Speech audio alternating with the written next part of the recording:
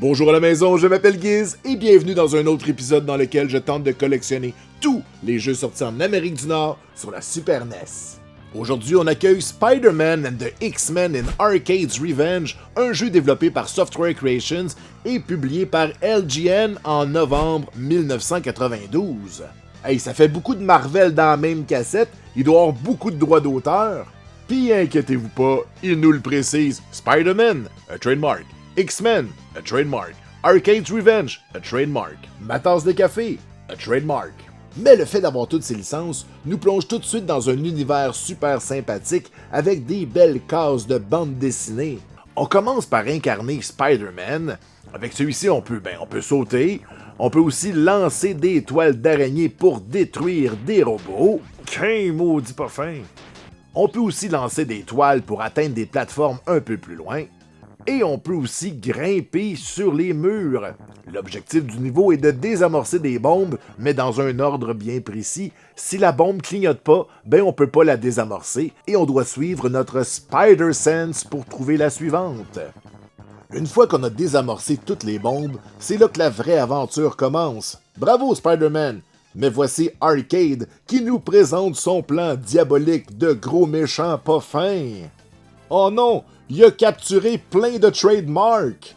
On peut à ce moment-là partir à l'aventure encore avec Spider-Man, mais on peut aussi choisir les autres personnages, comme Wolverine et ses griffes en adamantium. Il y a aussi Cyclope qui peut tirer des lasers avec ses yeux. Il y a Storm qui peut voler et contrôler la météo.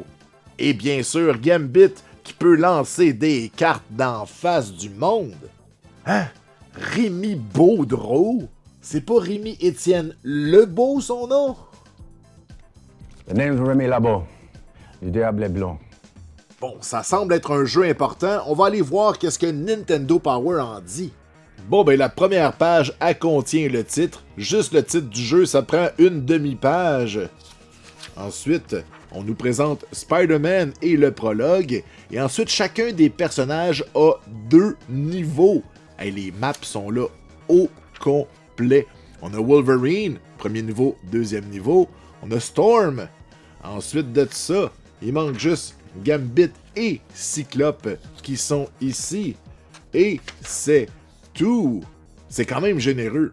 Dans le coin, on nous parle du combat final contre Arcade. On nous dit qu'on doit faire les 10 niveaux en question. Et ensuite, on peut affronter le gros méchant pas fin. Merci, Nintendo Power. Allons découvrir les personnages en commençant par Cyclope. Bon, il peut évidemment tirer avec ses yeux, peut donner des coups de poing, sauter et... Wow! Quel beau coup de pied! Tiens! Hey, c'est dur de pogner le bon angle avec mes yeux laser, fait que je suis obligé d'aller kicker les pas fins. Ah! Bon, allez, on avance. Hein? Coudonc, je suis mort. Ben oui, il y a plein de morts pas fines comme ça. Puis le jeu offre pas de continue, pas de checkpoint, pas de save, pas de mot de passe.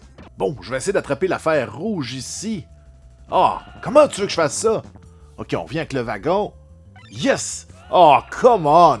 Là, vous allez me dire, Giz, t'as juste allé utiliser les autres bonhommes. Savez-vous quoi? Ils partagent les mêmes vies. Fait que si on perd des vies avec un bonhomme, on les perd avec tous les bonhommes. Bon, on va aller jouer un peu avec Storm. Ça va sûrement être facile. Un personnage qui vole pis qui... Pourquoi on est dans l'eau?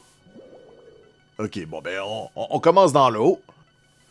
Puis là, ok, on va attaquer le poisson. Pow! Hein? C'est pas supposé être la marque de commerce de DC d'écrire des onomatopées pendant des combats?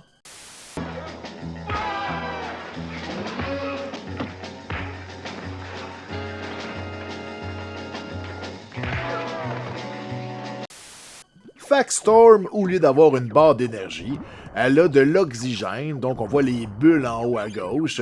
Quand on prend du dommage, on perd de l'oxygène, puis il faut qu'on retourne à la surface pour pouvoir respirer. Pareil comme dans la série animée.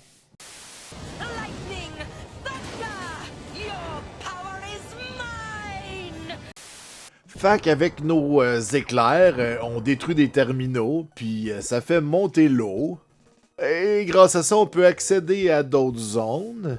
Non, mais c'est qui a designé ça? Eric Certosini, je viens de voir ton niveau pour le personnage de Storm. Coudon, t'as-tu déjà vu ça, un épisode de X-Men? Non. Pourquoi? C'est que Storm, elle vole, puis toi, tu l'as mis dans l'eau.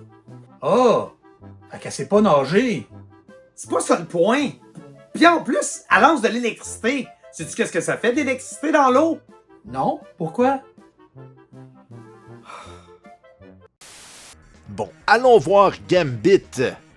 Au moins, il lance des cartes, donc c'est déjà ça. Le niveau, on doit aller à droite sans se faire rattraper par la grosse roue avec des pics. Il y a des projectiles partout. C'est un petit peu le bordel. Et ben, il y a des trous. Fait qu'on meurt souvent. On a aussi accès à un power-up qui fait une espèce de flamme autour de nous qui permet de tuer tous les ennemis. C'est quand même assez pratique. Mais la roue avec les pics est très vilaine et nous tue d'un coup. Bon, au moins, j'avais l'impression de contrôler le vrai Gambit. Allons voir Wolverine.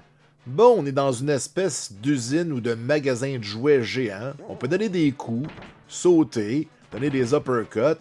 Voyons, sont où mes griffes? Voyons. Ah, ça prend un bouton pour les sortir et les rentrer. Pourquoi je voudrais pas avoir mes griffes dans un jeu vidéo? Ah ouais!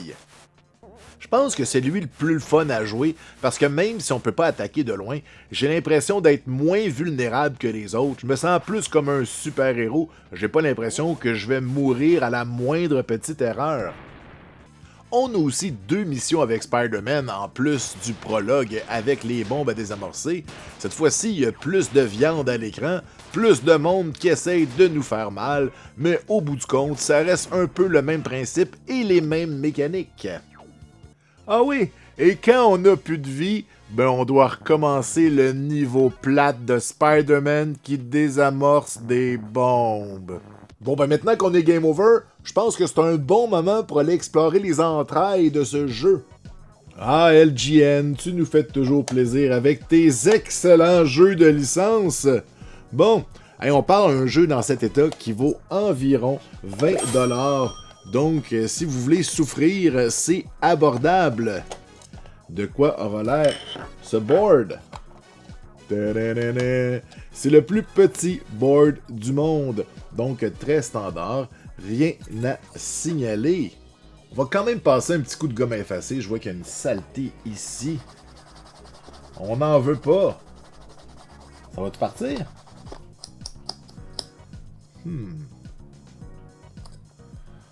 C'est peut-être juste graffiné. Non, c'est graffiné, on va vivre avec. Et de l'autre côté. Bon. Là, elle est prête à plusieurs années de plaisir. Parce que c'est ce que ça va nous prendre si on veut être capable de terminer ce jeu-là.